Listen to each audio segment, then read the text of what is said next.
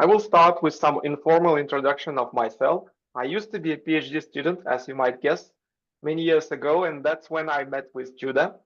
And because I was very, very enthusiastic about using Zotero as a bibliography management system, Judah invited me to give a talk. I was a practitioner. I had a huge library, and that actually impressed Judah. So then we decided to give maybe another lecture about different tools. And then recently, in like maybe 3 years, I started to give the second lecture about writing alone and together. That's written on my screen right now. You can see that. But eventually, with the development of artificial intelligence, it became more about a topic of digital tools in writing. So that's what we are going to talk about. It's both writing with the aid of AI and different software, but I still would like to focus on the aspects of writing either alone or writing with your collaborators together. So students give us feedback that we must talk about these topics in advance, like at the very first meeting. It's actually third meeting for you, right? And that's because some of the tools are so useful that you should start using them when you are working in your groups. As far as I know, you're working on some kind of project and you're working with others, right?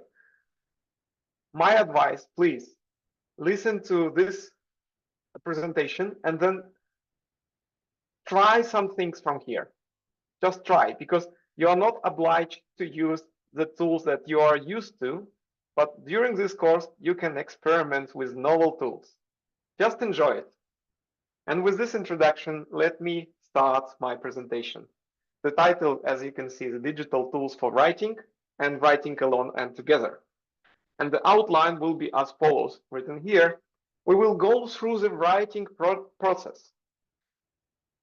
Can you see it? Yes, you can see it. Then I will present all the software and AI as research assistants for your personal writing.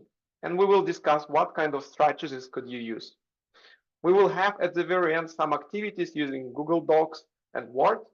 And finally, I'm here to answer any of your questions. The aims are as follows. After that presentation, I want to encourage you to start using new digital tools, including the AI, like ChatGPT. That's what I mean. Also, I want you to start writing together with your collaborators. And finally, I would encourage you to start using Zotero or any other similar bibliography management software. Let's go further. Now, by tradition, I would like you to press on that link, which I now copy. Can I copy it? Copy link, and I will enter it to our chat. Where is it? Yes. It's just a standard Google Forms where you can write about your experience. And perhaps at the very end, we will check out. Perhaps if you click on it, you will see this form. So perhaps you're already using some bibliography manager software, or you are using some writing aids, or you're doing the real-time collaboration. Please let me know. I'm doing this questionnaire every year, so I have some statistics. I would like to know, how is it changing in time?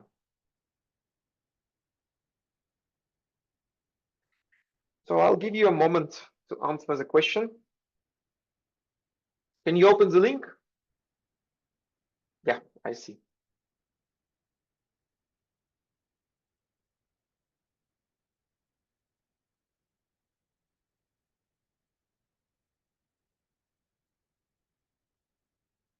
As you can see, it might be a bit outdated, and that's because I started gathering this data when we had no ChatGPT.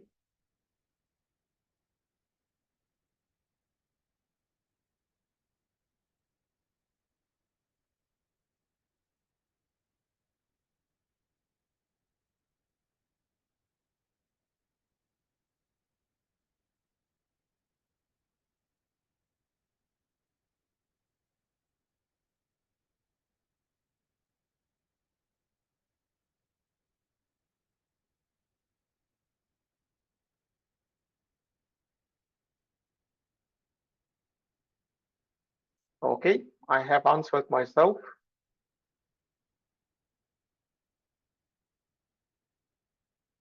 And I can check the result already. It should be in this table, which you don't see, but I can already. Yes, there are some results from you. Only 4 of you have submitted the form. Please, I think there should be this button that you must submit as well. Some more coming. Oh, great. All of you have, no, now we have one answer that someone doesn't use anything at all yet.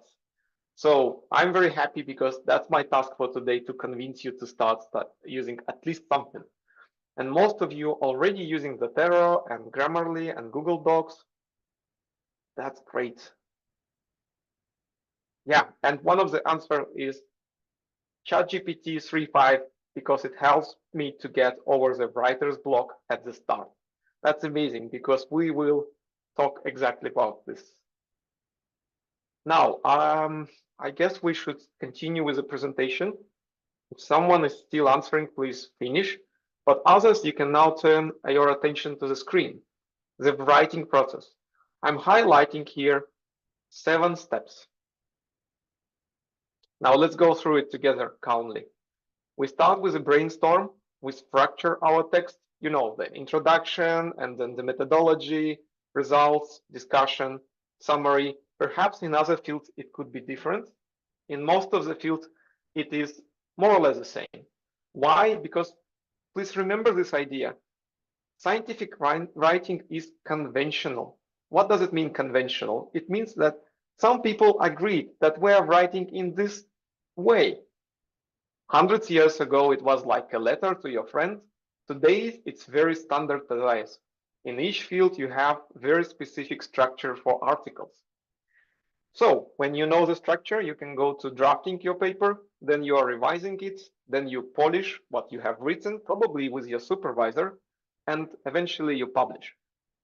That used to be like this thousands of years ago, and now you must share your work as well. Put it to the social media, not only tell your mom that you have now the first, the second, the third paper, and you're ready to defend your PhD, but you also need to tell it beyond your friendship to the world. So what else I have here for you? That if we start with a brainstorm, before, of course, you need to gather some research data. You need to figure out who is your audience, to whom are you going to write. You probably make a presentation with figures which you discuss with your supervisor, and this presentation will, you know, during the discussion you will generate the basic idea. What are you what's new in your study?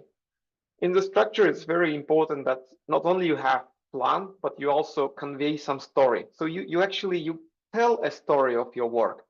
It must have some kind of storytelling component. And while drafting, you give it to your mom. Of course, you can give it, but probably at the PhD level, it's too late. So you give it to your collaborators and they give you feedback. It could be someone on this course when you discuss your papers in group, or it could be your supervisor or collaborator. When you're revising, just think for a moment, what is revision in principle? You would like to improve clarity, readability, you would like to polish the structure. Remove everything unnecessary. Keep anything that will convey the story in the best way possible. Then, of course, you do proofreading and sanity check. When you are publishing, oh, actually, who hasn't published any paper, please mark in the chat so that we know, because I'm just telling, I have a perception that all of you have some experience. And if you do, then you know that when you publish, you are following the journal guidelines. And then there is a submission process. And after that, or before that, you might archive it. So you put it to some archive or ChemArchive or, you know, the repository. It could be also the University of Tartu repository, of course. And finally, you have some sharing. That means perhaps your supervisor will pay for the open access, or you archive somewhere. And then besides the citation index, there is also this alt metrics. The publishers, they measure how many times was your article mentioned in Twitter, which is X now, or LinkedIn or Mendeley, somewhere, social media. Good. Now you have this understanding that the process consists of 7 steps. However, we have also obstacles here. And from brainstorm to structure, you might be overloaded with the data. You might have mental block, uncertainty. You will understand that you are not alone. There are so many papers, so many, that you got into this literature float. You must stay afloat, but it's really difficult. And by the way, again, if you have some ideas, please write to chat. What kind of other obstacles do you experience in your real work life? Next, from structure to drafting, when you really start typing in, you might feel that you have language skills which are not high enough. Lack of motivation, of course, struggle with structuring, time management, all that. Yes, I'm still looking at chat. Maybe someone will add something new. Or I also see your video. So someone is nodding the head. That means you have experienced something like writer's block, procrastination. Restructuring the story is really difficult if you have something in mind and then you understand that doesn't really work, but I really wanted to do it like this. There are some issues with coherence. That's called, something that surprising the reader. Coherence, it might mean that at the very end, you come up with some new idea and it was not explained previously. So it comes as a surprise to the writer. But to you, it doesn't look like surprise. You've been working on it perhaps for half a year. So that creates the basis for miscommunication. And also when you are drafting, it might feel like you have lack of feedback. That means your supervisor, perhaps, I'm sorry, I don't want to blame anyone, but someone who is supposed to give the feedback is late. So what else? Language skills again, when you're polishing, struggling with structure again, style and tone. We are not professional writers. We can struggle with that. Citations and referencing, it's not so obvious, not so easy, especially for the first time. And again, lack of feedback. When you are doing the publishing, then the guidelines are sometimes not obvious, quite difficult. There are many points. So formatting and style is not so easy. And I know, perhaps, I'm pretty sure that someone among you is a perfectionist. So you kind of working and working, you can't stop working. You would like to polish your paper forever and you never want to publish. Just don't want to give this baby to anyone because it's yours. That is perfectionism. Please, you can never reach the perfection that was Salvador Dali told once. Just write and publish. Lack of confidence. If someone has a lack of confidence, please, okay, don't let know, but talk to your supervisor perhaps. Time management and technical issues. So finally, what do we have here? For sharing, once you just publish a great publication, perhaps you want to forget about it, but someone tells you now you need to push a bit more, you need to archive it, you need to put it to social media, and perhaps you don't want to, you don't have time and strength for that.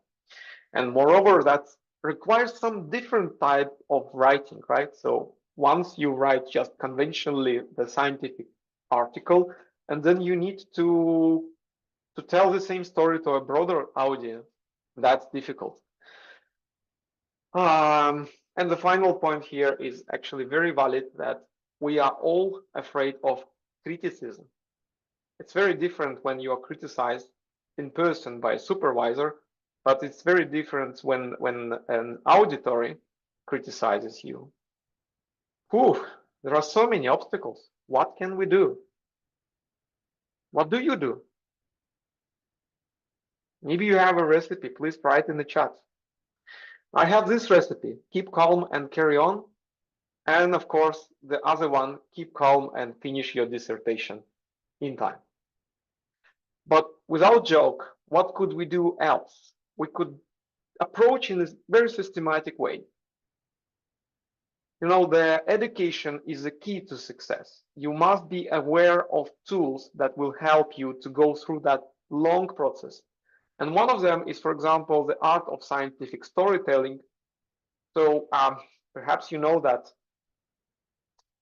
we have those fairy tales, which have all like myth, old Greek, ancient Greek myth, which are all the same. Like the story is repeating, and we can use the same storylines in the modern cinema, like the Marvel movies. They are kind of repeating all the same stories that we know from the ancient time. And the same here in the scientific writing. The storytelling basically goes along 3, 4 main lines. And if you can, of course, you can just learn how to tell the story in any context. Here, you would like to tell the story in scientific contents, but it's more or less the same. And I've shown here the storytelling cubes. If you have experienced that, it's pretty fun. You just rely on random, and you try those cubes, and they will give you some picture, and according to that picture, you can just write a story. There are some cubes like this for scientific writing. Just Google. That's really fun. So what else I'm showing here? That statistics and data visualization in R, that's on the right side. Of course, there are some books on how you visualize your science. It's especially valuable and useful in physics and chemistry because we are showing the pictures, we are showing our data in figures. The more convenient the figure is, the more attractive your paper is. So, data analysis and data visualization brainstorming. What I'm writing here are the subtasks. My main advice, you see the whole process. Now you know there are 7 steps. That's really cool. Keep it in mind. Now let's split it even into smaller steps, because any book will tell you, any book like Atomic Habits or Learning How to Learn will tell you that you must chunk your process. You must make very small steps. It's very easy to make small steps. You know, when you wake up in the morning and you know that you need to finish the article, that's a huge step. But if you wake up and you know that, oh, today I'm just writing an abstract, or I'm adding 10 references, that's a small step. That's what I'm talking about. So now you will have this list, and later Susanna will share the presentation with you. I will just put the link to Discord, so you will be able to go through that. You don't need to write it now. However, please think with me very actively that what could be the steps? At the very first, the brainstorm is actually the data analysis, visualization, brainstorming. Then structure, it means you are planning and organizing. Planning in essence, it means organizing your references, your data, your figures. For instance, if you have 7 figures for your article, or maybe even more, you organize in a storyline. So you start with some introduction. You need a picture. For instance, I'm usually showing the number of publications per year on that topic, which will just illustrate how important this topic is. If the number is growing, then yes, that's important topic. So you just put all your figures into some organized order. And the storytelling is actually templating. So again, I'm telling you that there are only several lines in stories. So you just use some templates for writing. In my experience in life science, for example, you can choose between different types of articles. It could be a journal article, a full article. It could be a letter. A letter is different. You don't have to write introduction and summary. Separate is just 2 pages of text. And still you do need to use some templating there. For drafting, now this is more interesting. When you start drafting, you have so many different subtasks. Like you work with metadata. What's metadata is? It's your name, it's your affiliation, your post address. It's so easy. Just, you don't have any idea what to write, but you always can write the affiliation of your main supervisor and write an email of that supervisor. Great. Then there are abstract, introduction, methods, results, discussion, and conclusion. My presentation is gone, right? Do you still see it? Yeah, that's because on my main computer, it doesn't work. That's why I'm using two computers now. Okay, you're back. I need to reshare my screen. Great, we are back. So where are we? I need to click. Yep. When you're revising, there are, again, you are just subtasking. You can focus either on clarity or readability or again structure, or my main most favorite task, just enter references. With some bibliography management system, you need to find, you have a statement in your text, like in our previous work, we have found that iron catalyst is one of the most active catalysts ever. And then you just spend some time on adding reference to each statement like this. With polishing, it's even better because now you have a variety of tasks. It's grammar, it's sanity, style, readability, consistency, abbreviations, plagiarism, all kind of these tasks. And again, you wake up in the morning and you're just telling yourself, I'm going to work on readability today and only on readability. Then you are not blocked because you need to, sometimes you are blocked because you need to do so many things, so many, but you tell yourself, I will focus on that. And when you are tired, really tired, then you will tell yourself, oh, okay, I will do some reference management, or I will use some software to check for plagiarism. Why not?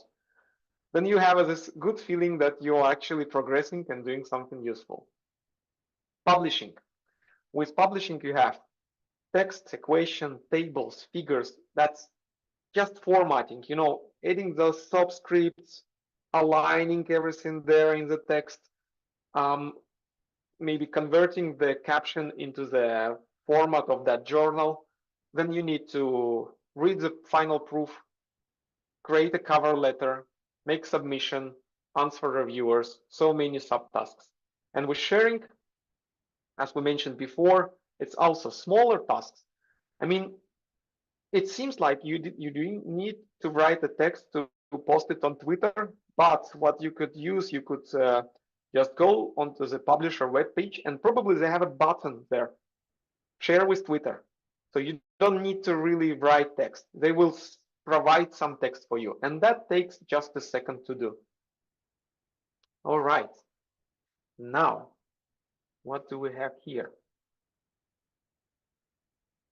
Digital tools, and we go from them to writing types. We should go through some writing types. The first type is called single or collegial writing, where you just, one of you, how to say, let me try again. So this individual writing is where one is most important. One fellow leads the whole writing. Then you have sequential writing. So each writer writes one after another one, and that probably means that you are exchanging some emails, or you might nowadays using some messenger, chat, or cloud, plus some software. But basically it means that one person does the work and then passes to another one, and then back, and then another one. That's sequential. Then you can use fragmented writing, that each author writes specific part of the text.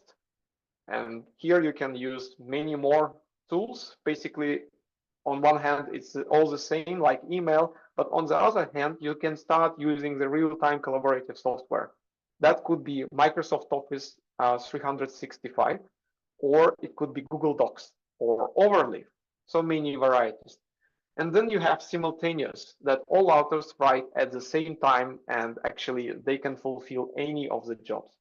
That's what I really love, because in that case, you remember the previous step, what we discussed here, there are so many subtasks. You can just say that this author does that task, another one this task, and you can even exchange, and that goes so fluently, much easier than one person must do everything. But again, that depends on your field. When you have a lot of collaborators, then it is meaningful to manage the writing in such a way that you give to everyone some task. But if you are in philosophy, for example, as far as I know, then in that field, individual or collegial writing is one of the main means. So that one author is working on the idea, and then at some step, the author will give it to supervisor, and they will together discuss it. Okay, well, again, the connection is lost. I'll be back in a second.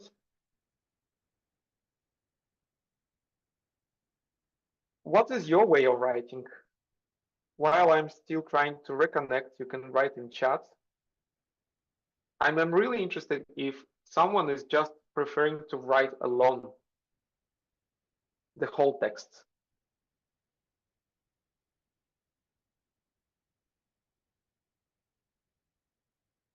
Good.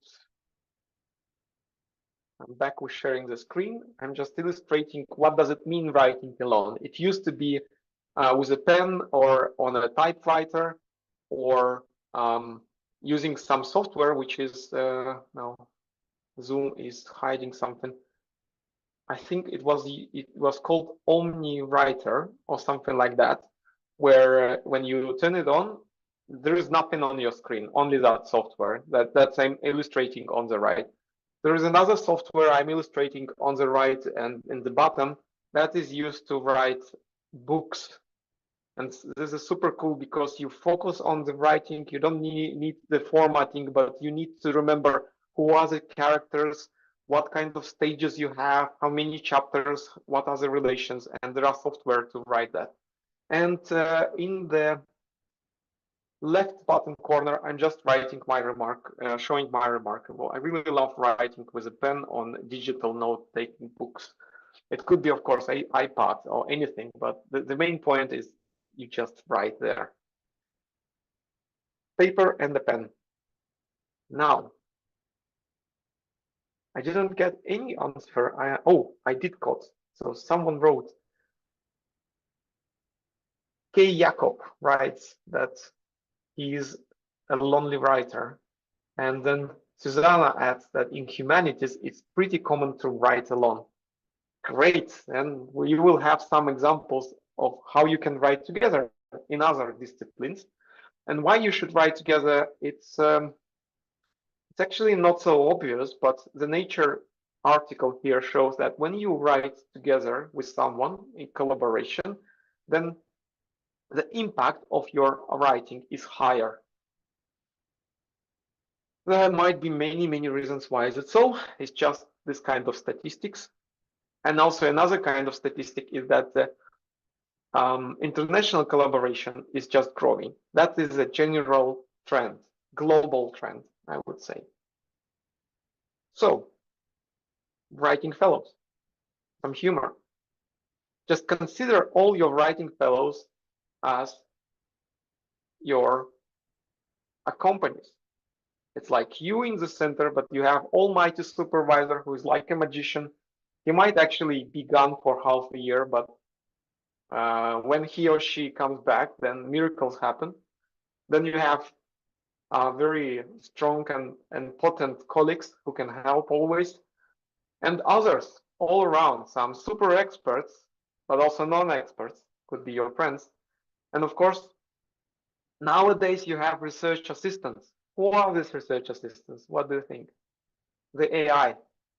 You have so many personal research assistants, so it's not just a fantasy, it's reality nowadays. And what should we do? What could we do? How are we doing and how are we thinking? I'm giving you this analogy to Industrial Revolution. Several centuries ago, we had this revolution number 1. Then we had Industrial Revolution number 2 with electricity. Then there was revolution number 3 with electronics and robotics and automatization, all that. And nowadays we have this Industry 4.0. You might have heard about it. Part of it is 3D printing. And perhaps someone has a 3D printer at home, then you know what I'm talking about. So this is the current state. We are already in this Industrial Revolution 4.0. With thinking, it's somewhat similar. I'm very proud that I did this table myself. So now we can enjoy looking through it. So research 1.0, it's like when you develop the writing language in principle. The Research 2.0, it's when we invented the book press. By we I mean humanity. Research 3.0, and it's when we invented computers and the internet. And nowadays we have this revolution, Research 4.0, and that means we are using the generative artificial intelligence. And what is common between doing and thinking is that in Industry 4.0, we are automating processes with intelligence. In Research 4.0, thinking process, we are automating thinking. It's difficult to comprehend, perhaps not.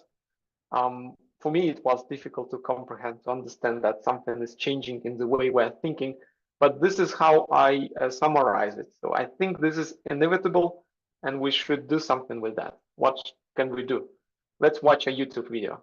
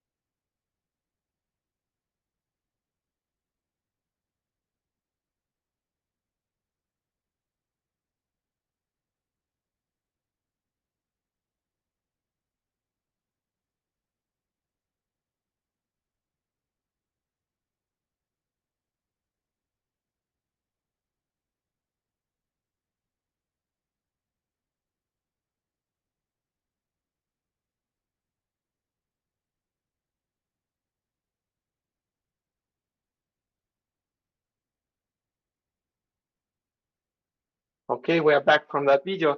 I will send you a link later to the video so that you can also listen to the sound. It was really entertaining, but you've got the idea. That's about the perspective. So, how can I go to the next slide? Yep, here it is. And by the way, let me check, something was written into our chat. That was a question. If someone proofreads your work, is that considered still writing alone? Yeah, kind of. So it might be this type, the type when you are just pushing it to someone, getting feedback from you. But if you're leading the main idea, if you're leading, then you can consider this as writing alone. There are two charts from 2023 showing that there are so many different softwares to do the literature search, writing assistant, grammar, and citations. So many different things you can now outsource, like not outsource, delegate to some software.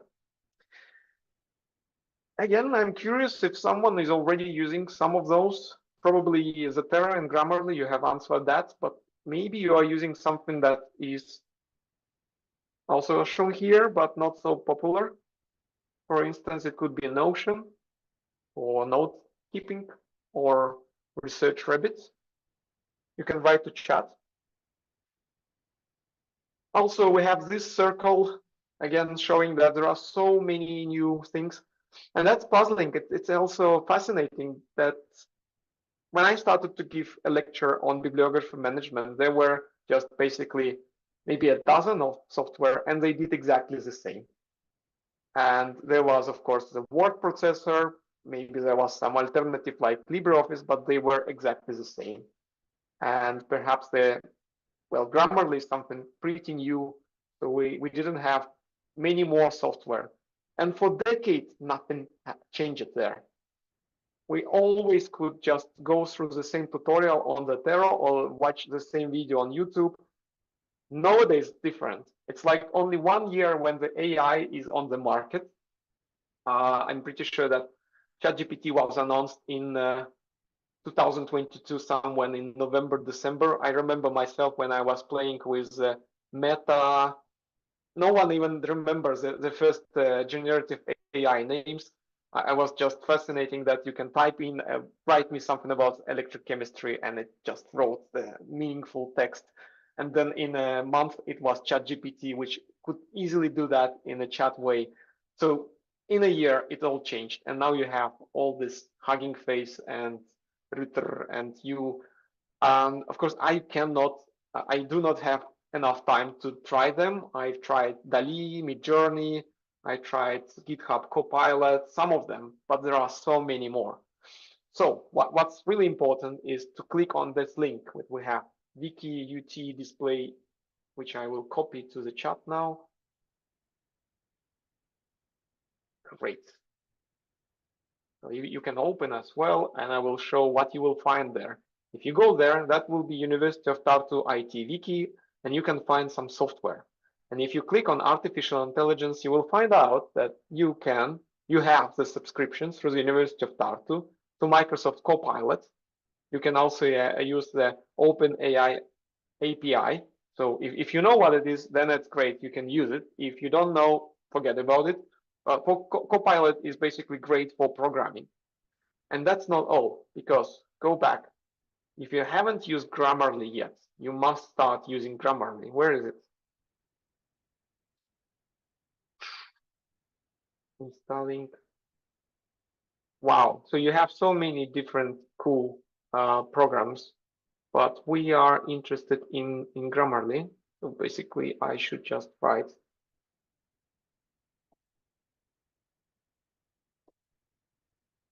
University of Tartu, Grammarly, and that it's here. What it says that you can install Grammarly. You can just log into Grammarly with UT account. Something like this, Grammarly. And you have really cool stuff here. Okay, I was writing some text for my article to press it in our university social media. And Grammarly has artificial intelligence inside, which is even better than ChatGPT. So ChatGPT for free, you can use 3.5. If you pay, you can get version number 4. But this one is even better. So if you write here that I would like, please improve clarity, that will provide very good text. Here it is. And then you can just insert and you will have a new text here with the formatting. So it's really different. It's really cool. It's worth trying. Today we will try it during this seminar. After this advertisement, let's continue with the presentation. Oh, and the surprise gone. Okay, the surprise is as follows. First of all, I'm citing in the title that ChatGPT is fun, but it's not an author. Just remember that. So ChatGPT is it might be your personal research assistant, but it doesn't have the soul to be an author. That's it. Next, the point is that when you're using ChatGPT, use it any way you want. Let's just not discuss the ethics right now. In a moment, we will discuss. But in any way you do it, please don't do the thing that Zhang, Wu, Yang, Zhuan, and Liu did in their publication. They just copy-paste something that certainly here's a possible introduction for your topic. No way, no way, don't copy-paste everything from any AI. Just think what you are doing there. So you understood. They just copy-pasted directly from chat. That's embarrassing. So today also I was writing some personal grants, and there is a question in our Estonian system. Explain, how do you use AI? And the answer of my colleague was like this. I use ChatGPT to help me check the typos and grammar of the text, and if the text can be refined when it's beyond the limits of characters. I didn't use to generate any research-related contents, such as research ideas, methods, and so on. What do you think? Is it the best answer that could be given here? What would you write?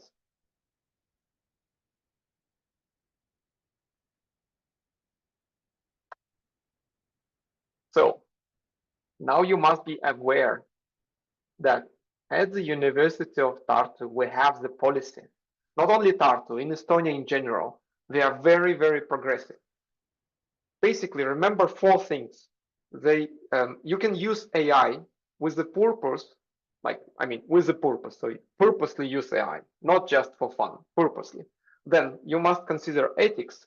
It might be transparent, and you must use critical approach to ChatGPT. That's the first. What does ethic means? The ethics in essence means, see the second point, AI is equivalent to outside assistant. So now it's much easier. If it is unethical to use any help, then you should not use AI. Where is it unethical to use any outside assistance? When you are writing an exam, for instance, right?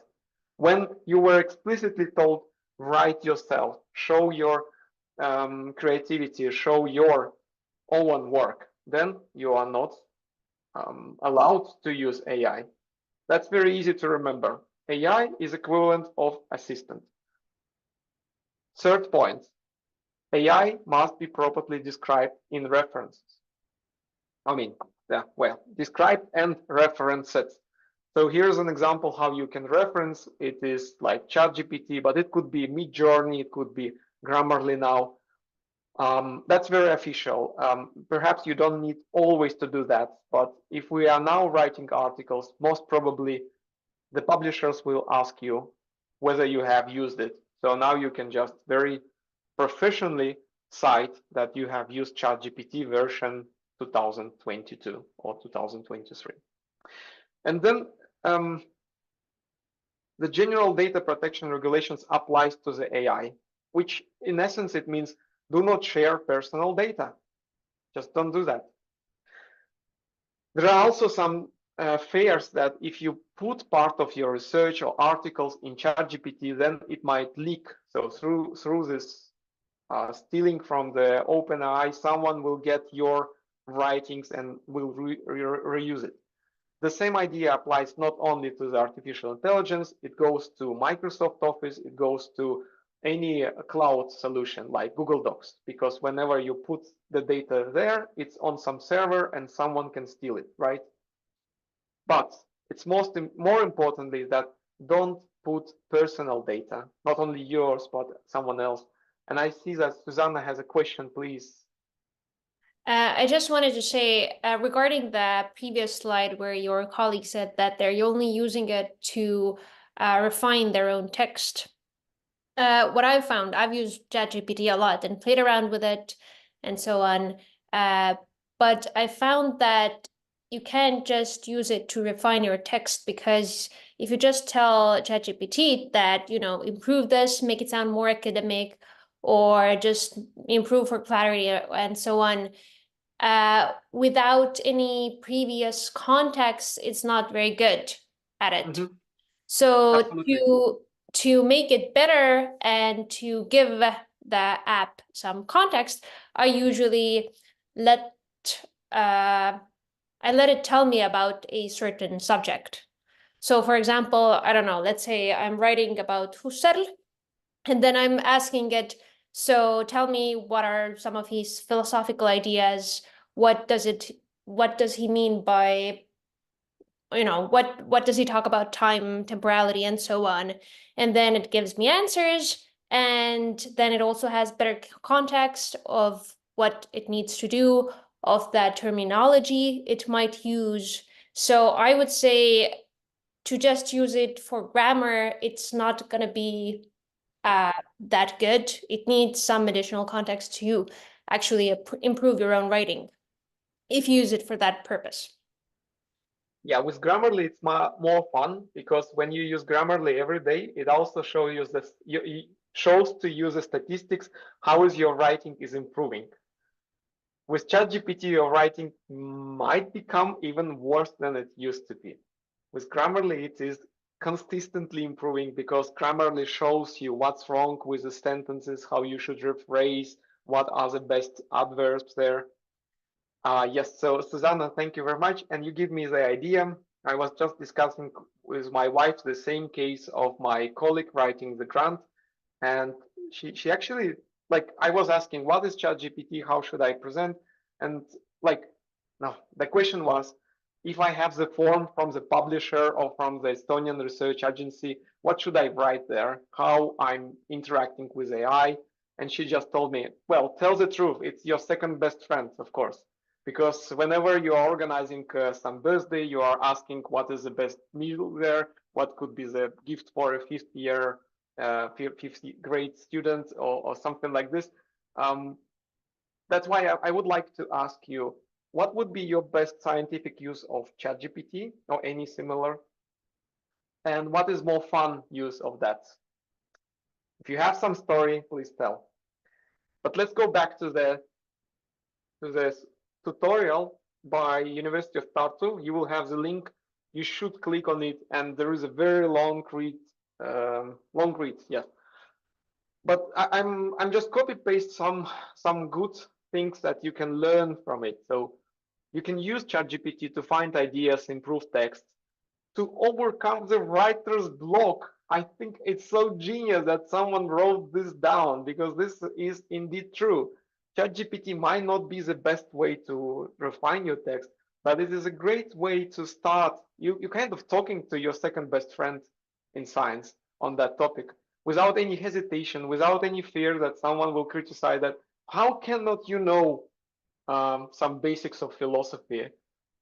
You can just start brainstorming with this assistant. And editing and translating text, I absolutely love it, because I'm not always proficient in Estonian or English.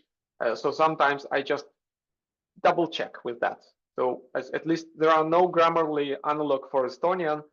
ChatGPT does well, I would say. Whew. What else? Just to give you a feeling how lucky you are. There are some countries where you cannot use ChatGPT at all. And there are, for instance, China and Russia, which are blocked by the OpenAI, the company behind the ChatGPT. Okay, they are not so fortunate. But there are some countries like Italy who block ChatGPT from inside for the reason that they are afraid of ChatGPT. So in Estonia, we've got this policy at the university level in Taltech, in Tartu, that you can use it. What I like, that when you are educated, when you know what are your rights, when you know what are prohibited things, then just use it. And they give this policy. So when you have time, please go through that policy and then be aware when and how you can use ChatGPT. And with that, I would like to give a recommendation. First of all, the picture. If you put the garbage in, you will get garbage out. That's a common sentence in programming. Now, the ChatGPT does the same. If you just refine the text, you will get nonsense. There is the way to do good refinement, and it's called create, where each letter stands for something. You should start with introducing the character of your ChatGPT. You say, you're an expert in project writing. You're an expert in ancient Greek mythology, philosophy. You're an expert in proofreading. You should give even more context. I would like to write, for example, that you are also a professor, maybe emeritus professor, just to highlight that you are old-fashioned and you would like to write very straightforward way. You don't use any jargon. You are using always inactive tense. So I'm describing the character. When you do something like this, that you are an expert in physics and you write like Nobel Prize laureate Richard Feynman, then it will be also fun. And you can do something like in the Interstellar movie, there was a scene that They are adjusting the character of a robot, and he's saying, please just lower your criticism to 80%. And here you can also say, please be write like Richard Feynman by 50%, and you can definitely see how it changes. It's just fun, but it's also a very, very important step. You define the character to whom you are talking. Then you must write a request. I want you to do something within the given context. If you don't specify, of course, you will get the result, but if you specify, it will be much stronger answer.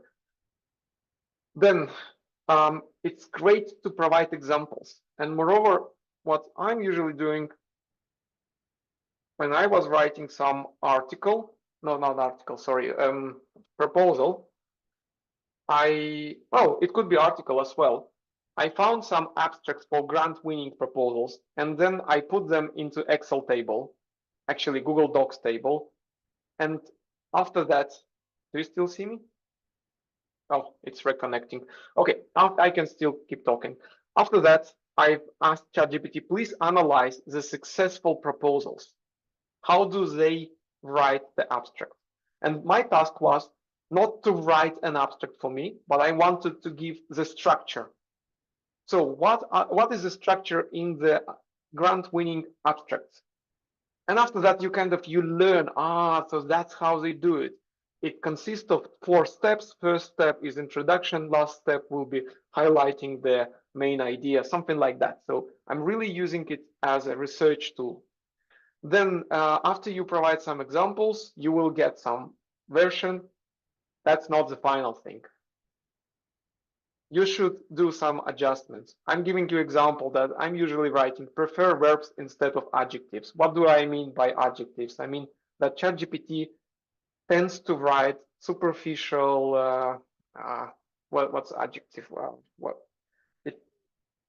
It does tend to exaggerate things, to put a lot of wording which are not needed there.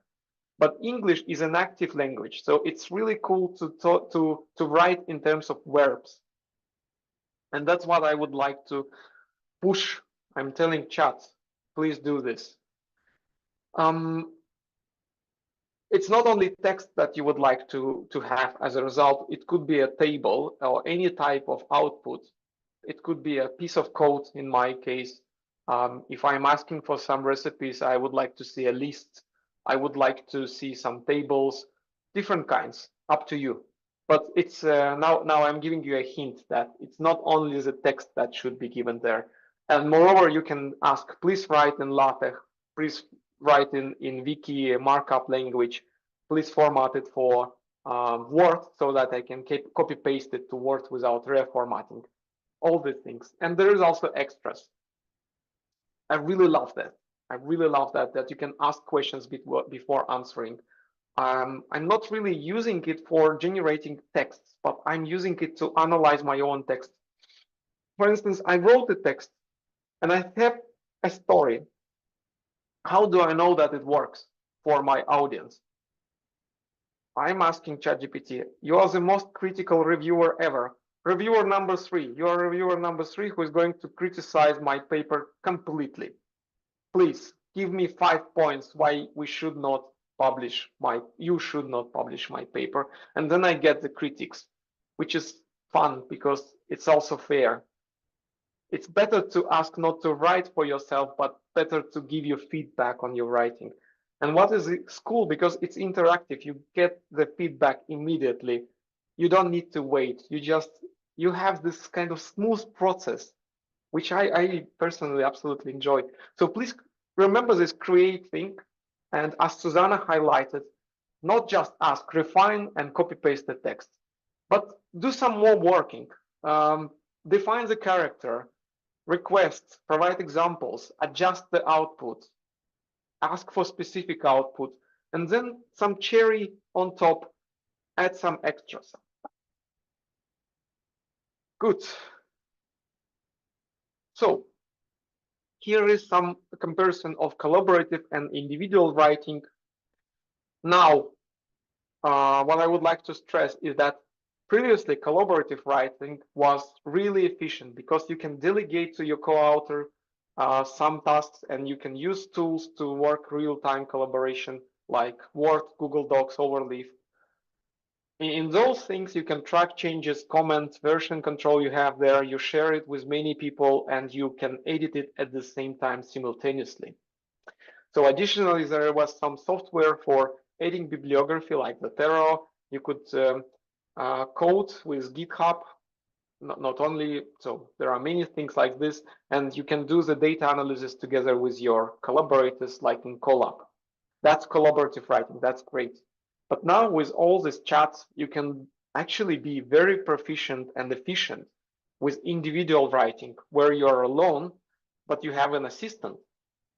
So you can delegate tasks to your research assistant. It's like brainstorming together with ChatGPT, mind mapping with Obsidian and Notion, which also has AI inside, by the way. So it's not just the software. You can search literature with Research Rabbit and Litmaps. Elicit is also great, but have you seen Elicit and have you seen all this, what I'm noting here? I will check in the chat. So I will show perhaps, for instance, Elicit. Let's see.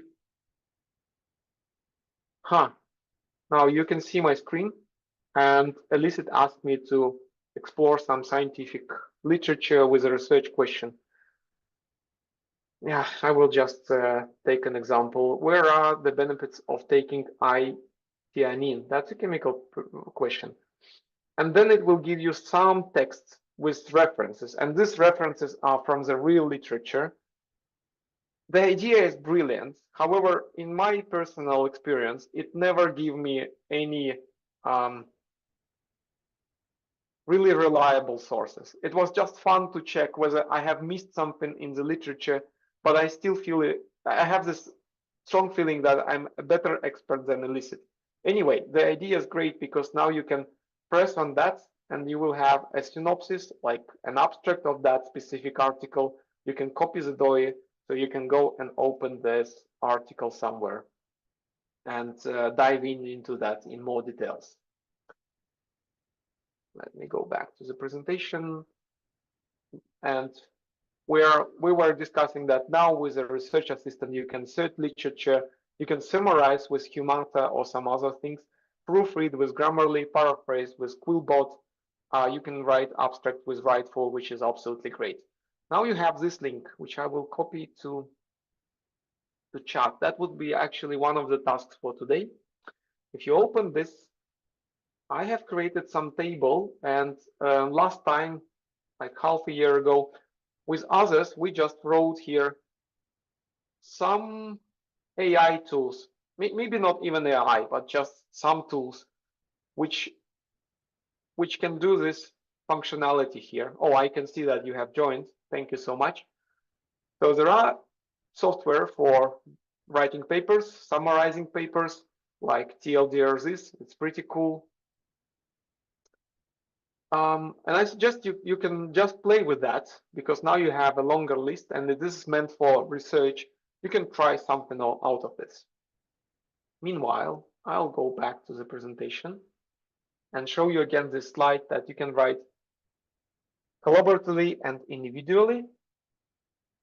Now you can choose whether you would like to delegate some tasks to your co-author, or you can delegate it to research assistant. The main point that don't consider writing your research paper as one chunk, as one big task. Always split it into smaller tasks. Then it will be much easier to do this. Alisa Valentina asks, does Elicit also search the articles that are hidden behind a paywall or only open access? As I can see, Elicit search through all the articles, not only behind or without paywall, all articles. So there are some aspects. Aspect number one is that you need to manage your bibliography. That is, you don't really need intelligence here. There are some software, and we will have an additional session about bibliography management. So I will just give you some links in this presentation. I think these are my videos, but of course on YouTube, nowadays you can just Google or search on YouTube about the Terra, EndNote, or Mendeley. And the second aspect is there are some specific software which are meant to format your manuscript. This year, in 2024, I would not recommend this software because this was an idea like 5 years ago when it was fresh and new. And they have this idea that usually with Word, it's really difficult to write a manuscript. But nowadays, with Google Docs and some plugins inside, it's not so difficult. And publishers also have changed their way to accept the manuscript. It's much more easier now. So this formatting aspect is probably not so important. Now, there would be a final remark for today, and then we will have some question session and some just testing some software together. The final remark, there are good practices that you should choose. You should probably choose only one that works for you. You should also choose tools that works for you. You don't need to try, you don't need to use everything, but I encourage you to try as many as possible. And if I'm telling that something must work for you, I also mean that it's you and your supervisor or colleague. And here you see a picture of a young man. Let me tell you a story of that guy. He was also a PhD student, as you nowadays, and he wrote only one paper in his whole life. That's Ernst Ising. So his H index is 1. And if whenever you started already thinking about the academic life and publishing, then you probably have heard about this Hirsch index, H index. That's pretty important for science. But this guy, he got only one paper when he defended his PhD. And after that, he has never published anything else. However, he's one of those few ones whose research was recognized much more later. So he had more than 5,000 citations for that one single paper written in German. So it is so important that even this language barrier doesn't stop people from citing to this Ising model that he invented. And I know that sometimes you have this feeling that writing is really difficult. So for you, I'm sharing my favorite poetry, which is actually Danish kind of poetry called Gruk. It's TTT, put up in a place where it's easy to see, the cryptic admonishment TTT. When you feel how depressingly slowly you climb, it's well to remember that things take time. Please do remember that it might feel like writing is difficult. Now you are aware that there are so many softwares meant to help you. If previously you would need to rely on your collaborators and your supervisor, nowadays each of you have a personal research assistant. You don't need to be ashamed of asking, for instance, ChatGPT of something that you don't know. You can have fun brainstorming some ideas together. You can have fun writing something together, and of course, then sharing to people. And just keep in mind that if something seems difficult to you, keep calm, keep going. It just takes some time, and eventually it will work for you. I think that's, oh, okay, I have one more slide. So I have already shared with you one link, which is, now I have, do we have a question in the chat? Not really. So one of the links was to a list of software. That's up to you. Please, if you know something that is not listed here, I can see that you are in this document. And you are very welcome to write any software that you would like to recommend to anyone else. Please write some information about features and price. That would be useful for others. And I have two Oops. I have, oh, by the way, it's not only one type of software. It's we have some different tabs here. So it's writing software here and bibliography management, which is empty. Okay, so writing software. Here you have much more, and it's divided into editing, publishing, tracking, formatting. So you can compare different software. And the other link is about, okay, let's do the first exercise. Let's see if you can open it. I'm copying the link.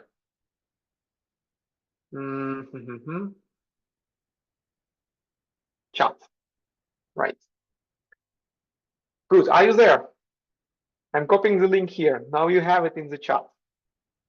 When you open it, you will have a document. I want you to have this great feeling of real-time collaboration. I hope that if you open it, you can also assess it. Let's see if I can see that you can join the document.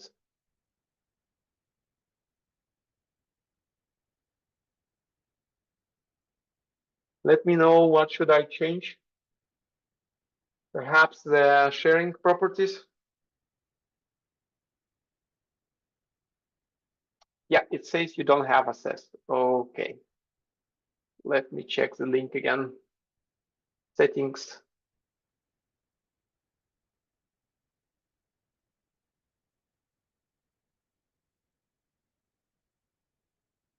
Oh, by the way, maybe I should just, yeah, great. Link copied. Now I will give you another link into the chat. Let's try. From the answering to the Google Forms, oh yes, now I can see you. So from the Google Forms, I know that there is one person at least who have never tried any software like this. So probably you don't know how to work online collaboratively. The task will be find your birthday month and birthday year. For instance, yeah, my year is not here, but probably if you are from 89 and you were born on the 1st of January, then you can choose that line here. And please write, what is your favorite book? I want you to see how we can together, a dozen of us, generate the context and the text in the same document. And that is called real-time collaboration. You can see so many examples here. So if your year and month is already taken, just create a new line.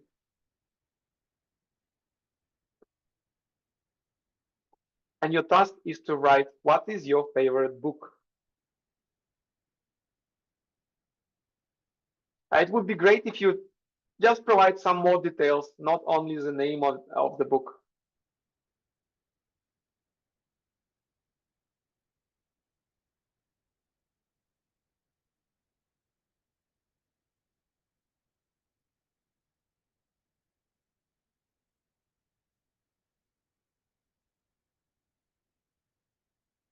So someone's book is The Magician. I'm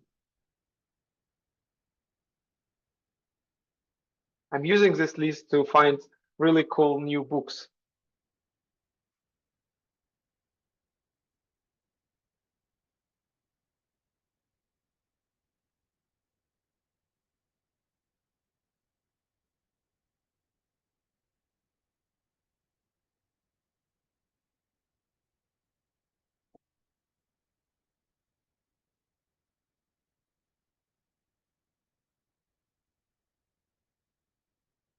There is pretty cool feature there that I've learned recently, that when you see, okay, now it's offline again. Anyway, when you see who is collaborating on your document, it's usually showing in the upper right corner. In Google Docs and here, you can just choose that person and click on it, and then you can go to the location of that cursor. Just in a moment, I will reshare my screen.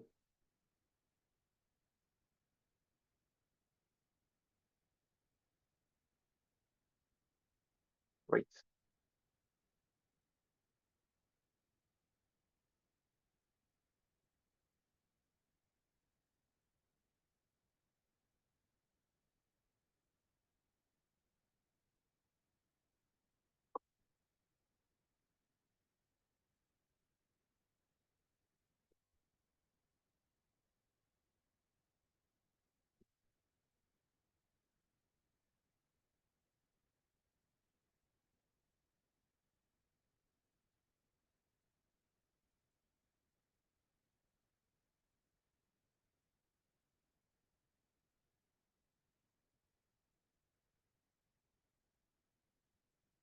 Mhm.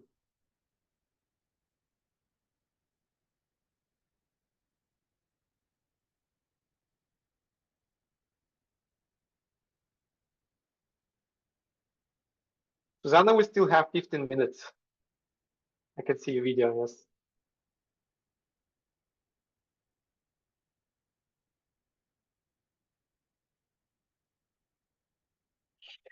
And meanwhile, I would like to go to my Google Drive and show you something there. Tartu Porto, articles, published articles.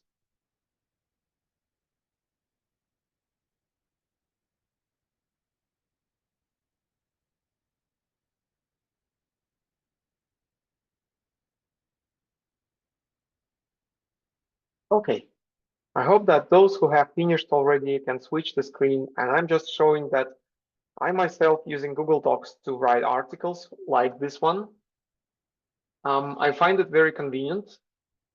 We don't use Word for a very simple reason that when you are from different countries, from different universities, then usually it's really difficult to use Teams and Word, and it's like the closed infrastructure. But Google Docs is an open infrastructure you can share with everyone. And in University of Tartu, we don't use Google Docs, but in some other countries, they are given a special account. So they have an agreement instead of Microsoft with Google. So my collaborators from Porto, they are usually using Google Docs with me. And that's how we are writing the whole article. We're also using Zotero, like this one here, to edit the references.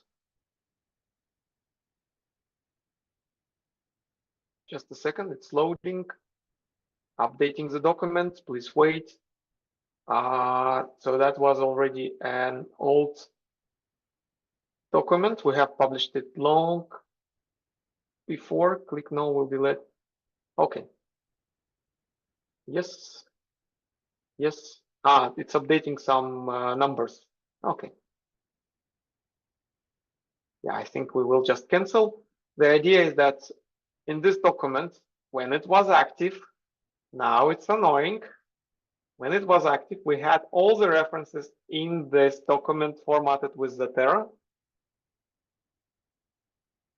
Yeah, it's almost done. Okay, stop.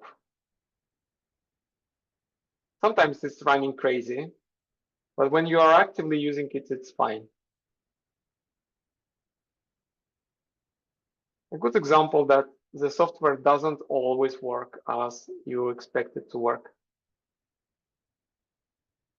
Actually it's showing something. Okay, so that's how Zotero usually look like. I would like to cite some of the reference. I start typing here, for instance, my name, and then I will have a list of papers that I could cite. You probably know that because most of you have answered that you're already using Zotero. Okay, I would just close this one and Zotero. Great. What I really love is that you also have Grammarly insights. And that is one of the tasks that you can delegate to your collaborator or do it yourself. Now something happens without me. Still, Zotero is updating the document. And as you can see, that it's super cool that Grammarly is suggesting how to write this article. So I think it's also a good illustration that Grammarly changes in time, because I remember when we published this article, it was of course proofread.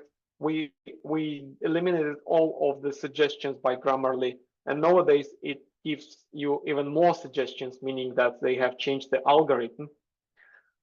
What else you can do? There are so many add-ons for Google Docs, and I'm using some of them like consistency checker. Yep, and you can scan the document, so it's paid, but I'm just using the free version, and it will go through the document and will tell you that somewhere you're using double layer with a dash and somewhere without a dash. Okay, next. Then it will again check for dashes, and then it will tell you that sometimes you are using focusing or focuses, modeled or modeled. This kind of errors Grammarly could fix as well, but not always. So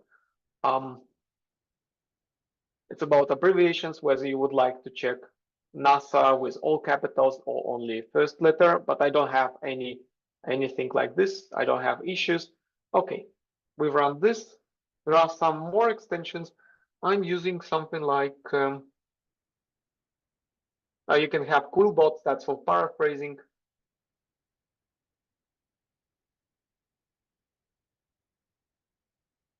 There should be something about abbreviations. Yeah, abbreviation extractor. So this I'm usually using when I would like to find out which abbreviations, for instance, my colleagues used in an article that they sent to me. And I'm just checking that we are not overusing abbreviations, because sometimes when you abbreviate, like molecular dynamics, we're using here all the time, but something that we might use only twice, then no need for abbreviation. You just write it twice in full. And this plugin that I'm trying to show to you, it can help with that. Start. Yep. So it's working here, and it will extract abbreviations. Now it's trying to extract from the whole text. Perhaps I should just select some text and that will work more smoothly. Yeah, some error in the script.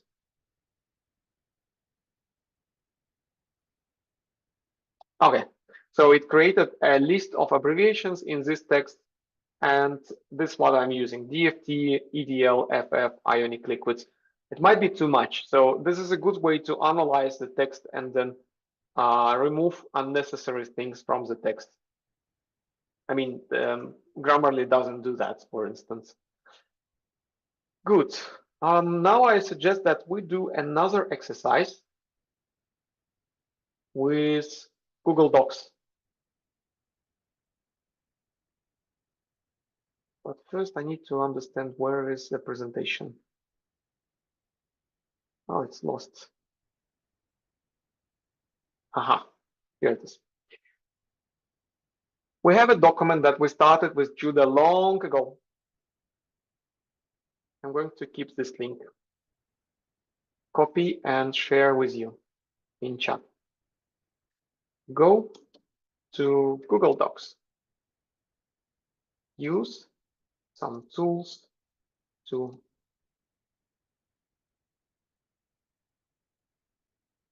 rephrase the text.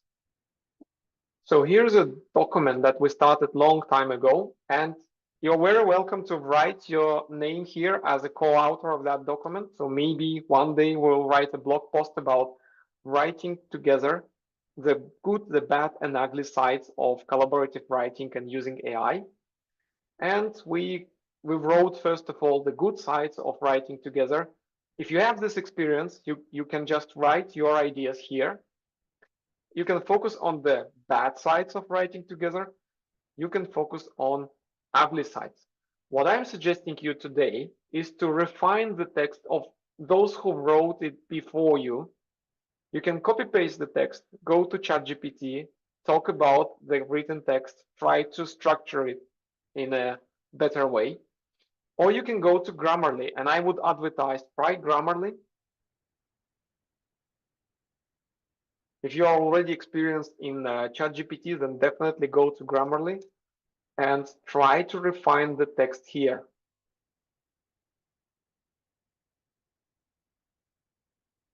The difference with Grammarly is it's not really talking to you. It's not a chat. It's rewriting the text that you gave to it. So it might be a bit different experience. And you also, in a way, it's similar because you also need to tell the software what to do with the text. Okay, now we are splitting because some of you can work with that text, but if at the same time you have some specific question, I would suggest we discuss it. We have about 7 minutes more, and I would be happy to talk to you and discuss any question that you have.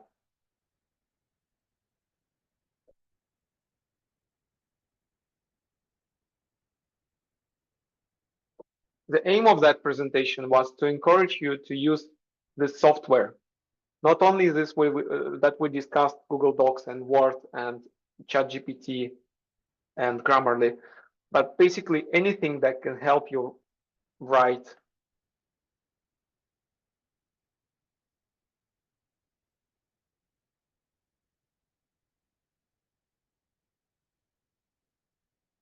I actually have one question.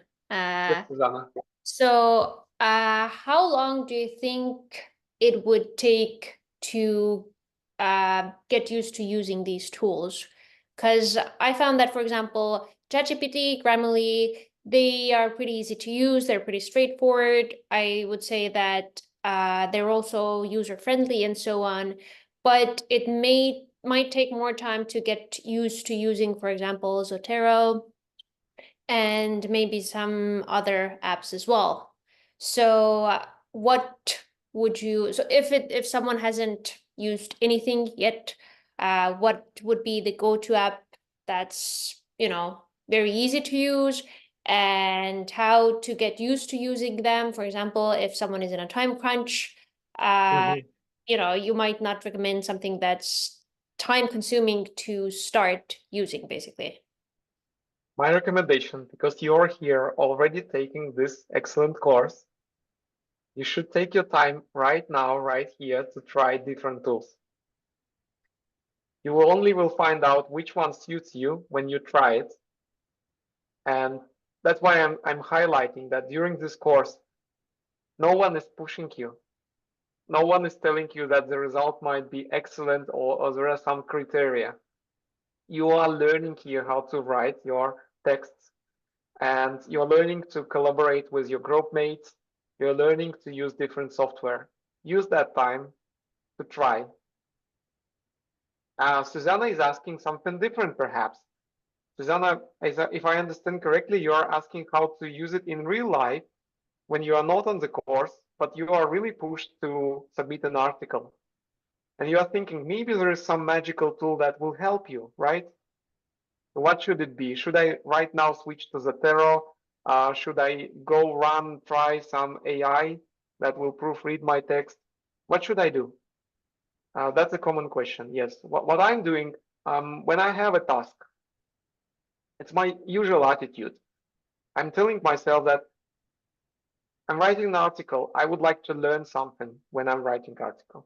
I'm writing a grant proposal, then I know for sure that there is a chance that I'm not going to get that money. Most probably, it's only 10% for Estonian grants that you will be successful. But I try to keep the positive attitude that while I'm writing this grant, at least I'm learning something. So every time when I do such research task, I try to, for instance,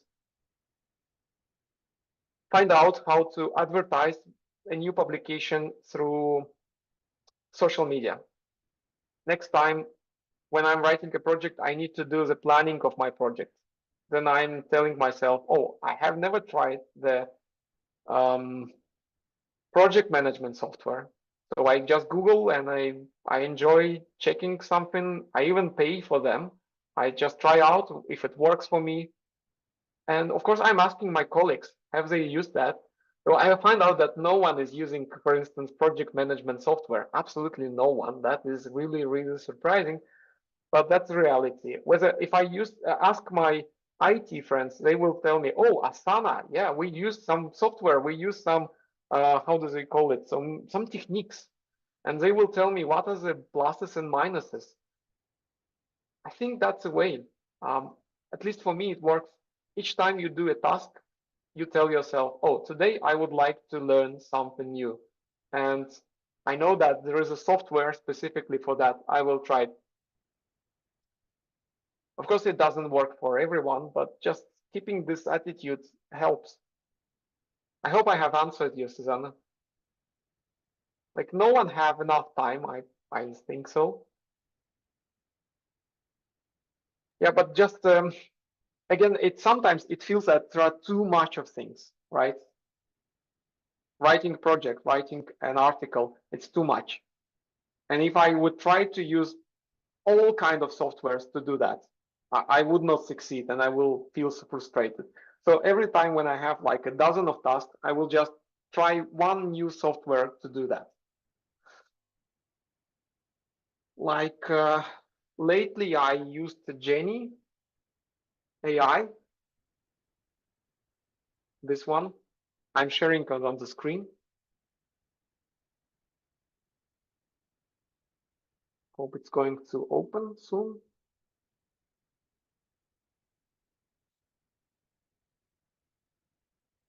Hey. No, it's not opening for some reason. Janai AI, come on.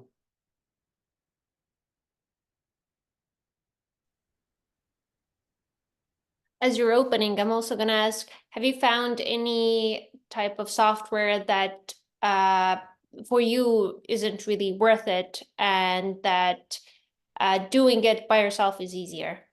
Most of them are not worth it. Like there are dozens of them and they are not worth it. That's my example, like Jenny AI, if it's now going to, yeah, now it's open. I even paid for that to try it. That's for article writing. I can log in with Google like this. So what I found out, okay, one good thing, what works. Now, let me tell you, what works for me is Zatera, for sure. In Zatera, what I really love that now you can have PDFs inside Zatera. That works. I will tell you about Zatera next time. But what else in Zatera that you can open it within Zatera, but you can also open in external viewer. And I found that this external viewer, which I absolutely love, it's PDFgear. And I would advertise it to everyone. I think that Judah told me about this. Thanks to Judah. Why I love it? Because you have ChatGPT inside that one, and you can see it on my screen. I can start chatting, and I can just select the text. Now, maybe I don't need to select the text, but I will just ask, please summarize the text. You should be very cautious with that because it's hallucinating a lot. So it will be writing you something that is not there. But I've used it in a systematic way to go through a dozen of articles and answer some specific questions like which methodology do they use? And I need to screen it very fast. I would like to copy paste it to some table. And for pre-screening, it saves a lot of time for me. Okay, so that's what I would really love to advertise. No, it's PDFgear. And this is what I'm saying, that it is a good tool for screening, but it's really bad tool in comparison to something else. For instance, this one is for writing articles. I don't know why doesn't it show my previous article? Maybe it's there. No, maybe I need to switch account. I'm not going to do it like right now. What I wanted to say that in this Genai AI, they have so many negative sides because they want you to write the whole article in their interface and it doesn't work because you cannot put here figures, for instance. But what works is, I'll just tell you, I cannot show it. Unfortunately, it's probably the wrong account. When you upload a PDF here and you try to analyze with PDF, this AI, Genai AI, it's much, much better than anything else in analyzing PDF that I have seen. It's just uncomfortable because you need to upload PDF right here and you need to open and then it's converting and then you start on the chatting. So there is a high barrier. And also you need to pay because there is a limit for number of PDFs. But I've tried it and I like the way they analyze PDFs. What I didn't like is everything else that they give here. So it just doesn't work. Let me go back to the perhaps presentation. Good. Have I answered your question, Susanna? Mm-hmm. I think that our time is over, already 3 minutes late. I want you, please, before you leave, please write, what have you learned today? What was the best idea or best software or, you know, something good that you come back? Don't write it to this chat. I would like you to write it in the Discord. Discord, even better. So you go home in your comfortable atmosphere, take a coffee, tea, relax, talk to your neighbor, and then write to us in Discord. What was most useful for you? Something good. And what would you consider trying during this semester? Yes, for example. If you have some story to share, if you would like to advertise something, please do as well. As Susanna told, we don't have time to try everything. So if for you something works and you can explain why does it work for you, that would be so awesome. Please do so. Good. And we're also going to definitely upload the entire presentation because the links there are just super useful. Yeah. Yes, I will just post it right now to Discord. Oh, by the way. Yes. If you're asking if something is working for me, I just found this software which is called Ferdium, and I love it because you can have all the chat here. Now I have all my social life in one place. It's not related to writing. Actually, it is related to writing. So if you have a problems with procrastination because your messenger is always triggering you, you can use this Ferdium software. I will just write to the chat. So I'm giving you example. What else could you write in Discord is my story. I found this Ferdium and now all the social media and messengers are in this specific program. I have only one icon for all the messengers. That keeps me